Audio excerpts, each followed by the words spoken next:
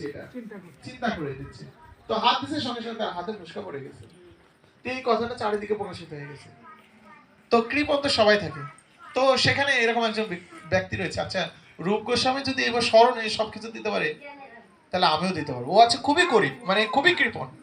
কৃপণের একটা সীমা থাকে, সে খুবই কৃপণ। তো বলছে রূপ গোস্বামী যদি স্মরণে দিতে পারে, তাহলে আমিও দিতে পারবো। তবে প্রতিদিন সে কি করে, এভাবে স্মরণে দিচ্ছে রূপ গোস্বামীর মতো, উনিও এভাবে স্মরণে দিচ্ছে। তো দিতে দিতে একদিন পায়েস রান্না করছে, ওর মনে হয়েছে আজকে আমি দেখি ভগবানকে পায়েস দিব, কিন্তু স্মরণে সেও দিবে, কৃপণ। এবার কি করেছে, সে বলছে এবার আমি কি করছি, দুধটা জাল দিচ্ছি, দুধটা উতলে গেছে, ওর মধ্যে আমি কি দিয়েছি, চাউল দিয়েছি, এবার আমি চিনি দিব। সে মনে মনে চিনিও দিচ্ছে, কিন্তু হঠাৎ করে স্মরণে কিন্তু চিনিটা বেশি পড়ে গেছে। ঠিক আছে, চিনিটা বেশি পড়ে গেছে। ও কি করেছে, তাহলে চিনিগুলো একটু তুলে রেখে এটা কালকে দেবো। এ বলে যেমনি তুলতে গেছে, হাতা দিয়ে তুলতে গেছে, স্বয়ং ভগবান এসে তার হাত ধরেছে, যে তুমি কৃপণ, এতটাই কৃপণ, তুমি আমাকে স্মরণে দিচ্ছ ভোগ, তারপর একটু বেশি চিনি পড়ে গেছে, সেটা তুমি তুলে নিচ্ছ। তো এই মনোমানসিকতা থেকে আমাদের বেরিয়ে আসতে হবে। আমরা ভগবানকে ভালোবাসতে জানতে হবে, যে আচ্ছা কোন অ্যাঙ্গেলে ভালোবাসলে ভগবানকে আমি কাছে পাবো। ভগবান শিক্ষা দিয়ে গেছেন এই জড়জগতে এসে।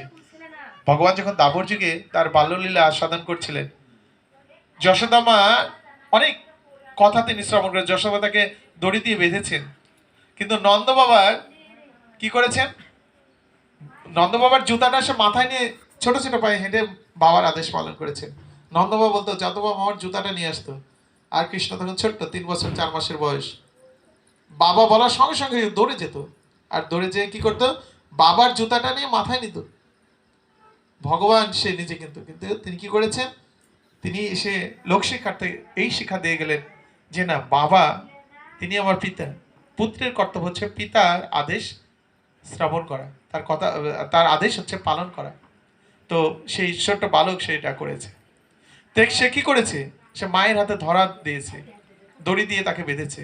এই জড়জগতের মানুষ, মুনি ঋষিরা কি করে, হাজার হাজার বছর তপস্যা করে কৃষ্ণকে জানতে চায়, জ্ঞানীরা জ্ঞানের দ্বারা কৃষ্ণকে বুঝতে চায়, কিন্তু কৃষ্ণকে দেখতেও পায় না, তাকে তো তাকে বাধার কোনো প্রশ্ন আসে না। কিন্তু যশোদা মায়ের এতই সুকৃতি, তিনি কি তাকে দড়ি দিয়ে বেঁধে ফেলেছেন। তো যশোদা মায়ের কি অনেক সুকৃতি না? তো এরকম ভাগ্যবান ব্যক্তি জড়জগতে 2-1জনই হয়। তো সেরকম যশোদা মা এরকম ছিলেন। তো এই কৃষ্ণকে আমাদের ভালোবাসতে হবে। তো ভালোবাসতে হয় তাকেই।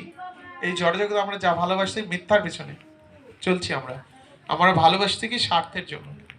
মাতাজিরা স্বার্থ খুঁজে কোথায়, পিতাজিদের কাছে। কি আজকে পূজা, তাকে ঠিক মতো যদি একটা দামি কাপড় না দেয়, তাহলে ভালোবাসাটা নষ্ট হয়ে যায়। আবার পিতাশ্রী অনুভব করে যে ঠিক আমার স্ত্রী যেন আমার মতো চলে, যদি না চলে তাহলে মনটা খারাপ হয়ে যায়, অশান্তি সৃষ্টি হয়ে যায়।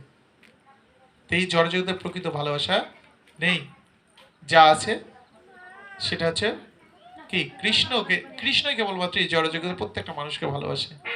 আমি যদি মরেও যাই তাও ভগবান আমার সঙ্গে থাকে। আমি যখন ঘুমিয়ে থাকি তখনও তিনি থাকেন, আমি যখন চেতন থাকি তখনই তিনি থাকেন। তো আমার জন্মের সঙ্গে থাকেন, তিনি মৃত্যুর সঙ্গে থাকেন, সব সময় তিনি যখন থাকেন, তাহলে এরকম পরম বন্ধু কি আর কেউ আছে? সেই পরম বন্ধুর জন্য কি করা উচিত, আমাদের কর্ম করা উচিত। তাই বলা হয়েছে যে কর্ম না অন্যত্র লোকম কর্মবন্ধন তদর্থ কর্ম করতে মুক্ত সঙ্গ সমাচার। তো বলছে হে কুন্দ, তুমি এই কর্তব্য কর্ম থেকে কখনো বিরত হয়ে না, তুমি যুদ্ধ করো। তাই আমরা প্রতিনিয়ত যুদ্ধ করছি, কিন্তু সে যুদ্ধটা যেন কৃষ্ণের জন্য হয়, কৃষ্ণ যেন প্রীত হন, কৃষ্ণ যেন সন্তুষ্ট হন, সেই চিন্তাটা আমাদের করতে হবে। আর কৃষ্ণকে যখন আমরা চিন্তা করতে পারবো, তখনই আমাদের জীবনটা সার্থক হবে। তো আমি একটা গল্প বলেই শেষ করবো আজকে। তো একটা ছোট্ট